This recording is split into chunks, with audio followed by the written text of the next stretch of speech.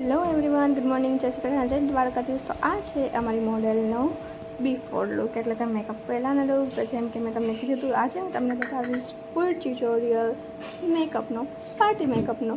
તો તમે જે પણ અત્યારે જોતા હોય ને પહેલાં તો પ્લીઝ સબસ્ક્રાઈબ કરી દેજો. યાર જોઉં છું સબસ્ક્રાઈબ કરવામાં શું જાય છે, અને જે મને સબસ્ક્રાઈબ કરે એ મને ઇન્સ્ટામાં DM પણ કરી દેજો. I personally thank you, I will personally thank you. મારું પર થેન્ક યુ છે બહુ કિંમતી છે. તો પહેલાં હું કરી રહી છું સ્કિન પ્રિપેરિંગ. મોઇશ્ચરાઇઝર લગાવીને આવી રીતે તમારે મસાજ કરવાનું છે, ખાલી લગાવીને મૂકી નથી દેવાનું. સો પ્લીઝ આવી રીતે થોડીક વાર મસાજ કરજો, જેથી સ્કિન છે મસ્ત રીતે પ્રિપેર થઈ જાય અને મેકઅપ માટે રેડી થઈ જાય. સો આફ્ટર પ્રિપેરિંગ સ્કિન હું હવે કરું છું આઈ બેઝ. તો સૌથી પહેલાં હું આઈનો મેકઅપ કરું છું, એટલે કે આઈ શેડોથી સ્ટાર્ટ કરું છું. તો મેં બેઝ લગાવી લીધું છે આંખ ઉપર. હવે હું એને બ્લેન્ડ કરીશ. તમે કોઈ પણ કન્સીલર લઈ અને આઈ બેઝ લગાવી શકો છો. તો આઈ બેઝને હવે આવી રીતે ધીમે ધીમે બ્લેન્ડ કરવાનું છે, ઘસવાનું નથી. આવી રીતે ટેપ ટેપ કરીને બ્લેન્ડ કરવાનું છે. બ્લેન્ડ કરવાની પ્રોપર ટેકનિક છે, તમને આવડવી જ જોઈએ. સો પ્રેક્ટિસ કરતા રહેજો, અને વધારે નોલેજ માટે અમારા ક્લાસ જોઈન કરી લો. બિકોઝ આમાં તો બધું શીખવા મળશે જ, બટ આવી નાની નાની નોલેજ છે જે ડિટેલ્સમાં એ તમને અમારા પર્સનલી જે અમે આપીએ છીએ ક્લાસીસ, એમાં તમને શીખવા મળશે. સો આફ્ટર આઈ બેઝ હું લગાવું છું અત્યારે આઈ શેડો. તમે બ્રાઉન કલર લઈ અને આઈ શેડો બનાવવાનું ચાલુ કરી દીધું છે. તો આવી રીતે તમારે બ્લેન્ડિંગ કરવાની છે. બ્લેન્ડિંગ કર્યા બાદ મેં લગાવી છે બ્રાઉન આઈ પેન્સિલ. બ્રાઉન આઈ પેન્સિલ લગાવી લીધી પછી મેં એને બ્લેન્ડ કરવાનું સ્ટાર્ટ કરી દીધું છે. આવી રીતે રાઉન્ડ મોશનમાં તમારે પણ બ્લેન્ડ કરવાનું છે. સો સરખી રીતે બ્લેન્ડ ના થઈ જાય સાવ ત્યાં સુધી તમારે એને મર્જ કર્યા જ રાખવાનું છે, મૂકી દેવાનું નથી. સો વચ્ચેનો પાર્ટ થોડો કપાઈ ગયો, તો એ માટે સોરી. અને મેં એમાં લગાડી દીધું છે હવે પર્પલ આઈ શેડો, અને એના માટે હું લગાવું છું ગ્લિટર. ગ્લિટર લગાવવા પહેલાં મેં લગાવ્યું હતું 2 વે જેલ. સો તમે જોઈ શકો છો હાઉ બ્યુટીફુલી જે છે ગ્લિટર દેખાય છે. સો ગ્લિટર લગાવ્યા બાદ બેયમાં સરખી રીતે પ્રોપર માત્રામાં લગાવાયું છે. તમારે ધ્યાન રાખવાનું છે, એકમાં ઓછું અને એકમાં વધારે લગાવાઈ જાય એવું ચાલશે નહીં. So after that I was apply eyeliner. Eyeliner હજી મેં અડધી જ લગાડી છે, બિકોઝ બેઝ બનાવીશ તો વિંગ્સ ક્રિએટ કરીશ, તો વિંગ્સમાં પણ બેઝ લાગશે, એટલે વિંગ્સ બનાવવાની મેં બાકી રાખી હતી. અને હવે હું લગાવું છું બહુ આછું કન્સીલર, એટલે કે કરેક્ટર. જ્યાં પણ બ્લેક છે, ટેનિંગ છે, ત્યાં હું ઓરેન્જ કરેક્ટર છે એ યુઝ કરું છું, પણ સાવ લાઇટ યુઝ કરું છું, એટલે બેઝમાં એ ઉભરી ના આવે ને અને બેઝ આપણો ઓરેન્જ ના બની જાય. સો આવી રીતે હું લગાવું છું. તમે પણ જોઈ લો કેવી રીતે લગાવવાનું છે. એન્ડ કરેક્ટર પછી હું લગાવું છું ફાઉન્ડેશન. ફાઉન્ડેશનને આવી રીતે આપણે બ્લેન્ડિંગ કરવાનું છે, સાવ ધીમે ધીમે, સાવ પેશન્સ સાથે. એક જગ્યાએ કેટલી વખત તમે આવી રીતે કરશો પછી તમારી સ્કિનમાં બેસશે. સો જલ્દીમાં કોઈ પણ કામ નથી થતું. સો પ્લીઝ તમે પણ આવી રીતે ધીમે ધીમે અને પેશન્સ સાથે બ્લેન્ડિંગ કરશો તો તમારું મેકઅપ પણ બ્યુટીફુલી નિખરીને બહાર આવશે.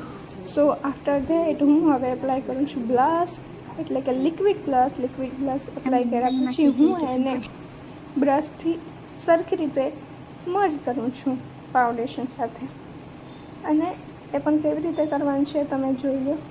પછી બ્રશથી મર્જ કર્યા પછી હું આપણે જે બેઝ બનાવ્યો છે એને ટોન થોડોક લાઇટ કરવા માટે હાઇલાઇટ કન્સીલર યુઝ કરું છું, અને એને બધા હાઇલાઇટિંગ પાર્ટ ઉપર લગાવી દઉં છું.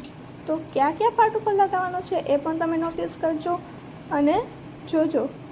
પછી જ્યાં હાઇલાઇટ પાર્ટ છે ત્યાં કન્સીલર લગાવ્યા બાદ એને પણ આપણે સરખી રીતે બ્લેન્ડ કરવાનું છે. સો તમે જોઈ શકો છો હું બ્લેન્ડ કેવી રીતે કરું છું. એ જરા પણ ઉભરીને આવવું ના જોઈએ, બેઝથી અલગ લાગવું ના જોઈએ, એ આપણા ફાઉન્ડેશન સાથે મર્જ થઈ જવું જોઈએ. સો કન્સીલરને સરખી રીતે બ્લેન્ડ કર્યા પછી આપણે હવે કન્ટોરિંગ સ્ટાર્ટ કરશું. ઓકે, તો કંટોર કઈ કઈ જગ્યાએ કરવું અને કેવી રીતે કરવું એ જોઈ લો. તો આમાં બધા પાર્ટ્સ છે જ્યાં જ્યાં મેં કંટ્રોલિંગ કર્યું છે, તમારે પણ એવી જ રીતે કંટ્રોલિંગ કરવાનું છે.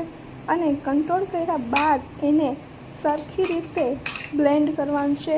જરા પણ બ્લેક આપણે ક્યાંય દેખાવું જોઈએ ને, એક પણ લીટી લાગેલી હોય અલગથી બ્લેક એવું ક્યાંય પણ હાઇલાઇટ થવું જોઈએ ને.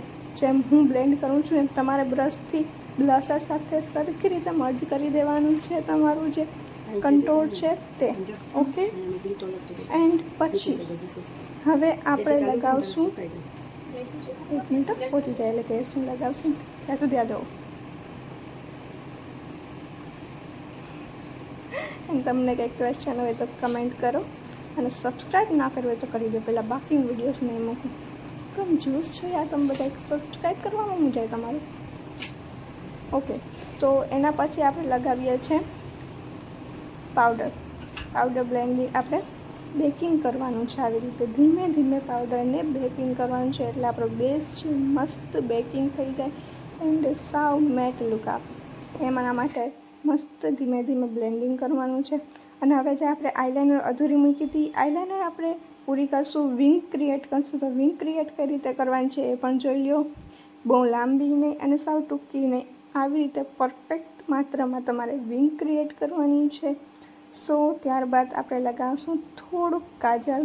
જો કે મેં વધારે લગાવી દીધું, મને કાજલ બહુ ગમે છે એટલે હું બધાને થોડુંક વધારે લગાવી દઉં છું. પણ હા, જે ક્લાયન્ટ્સને ના ગમે એને હું ધરાતી નથી લગાવતી. સો આવી રીતે મેં કાજલ એપ્લાય કર્યા બાદ હવે હું આઈબ્રો ડિફાઇન કરીશ. સો આઈબ્રો ડિફાઇન કઈ રીતે કરવું એ પણ તમે જોઈ લો.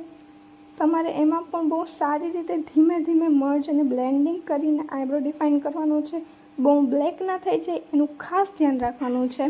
એટલે જોઈ લો તમે કઈ રીતે આઈબ્રો ડિફાઇન કરવાનું છે એ. સો હવે આઈબ્રો ડિફાઇન થઈ ગયો છે. ત્યારબાદ હવે આપણે લગાવશું હાઇલાઇટર. હાઇલાઇટર છે એ આપણા જે મેકઅપ છે એને ગ્લો આપવાનું કામ કરે છે. એટલે કે તમે જ્યારે તમારા ઓકેશનમાં પહોંચો છો ત્યારે જે લાઇટ મારે છે એ બધું હાઇલાઇટ જ કરે છે. સો હાઇલાઇટ ના કરીએ તો આપણું જે બેઝ છે એ મેટ લાગે છે. જેને મેટ લુક ગમે એ હાઇલાઇટરને અવોઇડ કરી શકે છે. ત્યારબાદ આપણે લિપ લાઇનરથી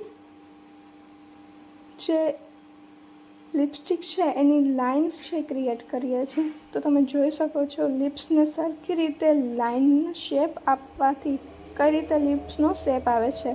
બિફોર અને આફ્ટરનો લુક તમે જોઈ શકો છો લિપ્સનો. તો આવી રીતે તમારે પણ પહેલાં સરખો શેપ લઈ લેવાનો છે. એક પેન્સિલથી કોઈ પણ બ્રાઉન કે કોઈ પણ પેન્સિલ લઈ અને તમે આવી રીતે લાઇન છે ડિફાઇન કરી લો. પછી તમે લિપસ્ટિક લગાવો એટલે તમારી લિપસ્ટિક છે પરફેક્ટ લાગશે, બહાર નહીં નીકળે અને મસ્ત શેપમાં છે લિપસ્ટિક આવશે. તો લિપસ્ટિક હવે આપણે એપ્લાય કરી દીધી છે અને ન્યૂડ લિપસ્ટિક લગાવી છે. સો હવે આપણો છે મેકઅપ કમ્પ્લીટ થઈ ગયો છે અને આપણે નાખ્યા છે આઈલાઇસીસ. આઈલાઇસીસ વગર તો મેકઅપનો લુક જ ના આવે. સો મેં નાખી દીધા છે મસ્ત આઈલાઇસીસ. તો આ લુક છે એ કેવો લાગે છે, મેકઅપ કમ્પ્લીટ થઈ ગઈ છે તો તમે બધા કમેન્ટમાં જરૂર જણાવજો. સો હજી હેર ડુ બાકી છે, પણ અત્યારે આ મેકઅપનો ટ્યુટોરિયલ છે એટલે હું જસ્ટ તમને મેકઅપ બતાવું છું. હેરસ્ટાઈલનો ટ્યુટોરિયલ તમને જોવું હોય, ફૂલ વિડીયો જોવો હોય તો તમે મને કમેન્ટમાં કહેજો. ઓકે, સો બસ આ ફાઇનલ લુક છે. મેકઅપ થઈ ગયું છે કમ્પ્લીટ. સો તમને કોઈને કાંઈ પણ ડાઉટ હોય, કંઈ ક્વેશ્ચન હોય તો કમેન્ટમાં તમે મને પૂછી શકો છો. અને ઇન્સ્ટામાં ફોલો ના કરતા તો પહેલાં જઈને ઇન્સ્ટામાં ફોલો કરી આવો. ઓકે, ફટાફટ. અને આ થઈ ગયું છે ફાઇનલ લુક. તો અમે ગ્લોસી લુક આપવા માટે થોડીક લિપ ગ્લોસ એપ્લાય કરીએ છીએ. અને તમે કમેન્ટ કરજો કે લિપ ગ્લોસ સાથે લુક સારો લાગે છે કે મેટ લુક સારો લાગે છે. મને તો લિપ ગ્લોસવાળો લુક વધારે સારો લાગે છે, બિકોઝ ગ્લોસી લુક છે તો લિપ્સ થોડાક શાઇન મારશે તો વધુ મસ્ત લાગશે. સો બસ આ છે અમારો ફાઇનલ લુક. તમને મેકઅપ ટ્યુટોરિયલ છે એ કેવો લાગ્યો અને કેવું મેકઅપ લાગ્યું એ કમેન્ટમાં જરૂર જણાવજો. Thank you so much. અને સબસ્ક્રાઈબ ના કર્યું હોય તો કરી લેજો, લાઇક કરજો, કમેન્ટ કરજો અને શેર કરજો. ટાટા બાય બાય, જય શ્રી કૃષ્ણ.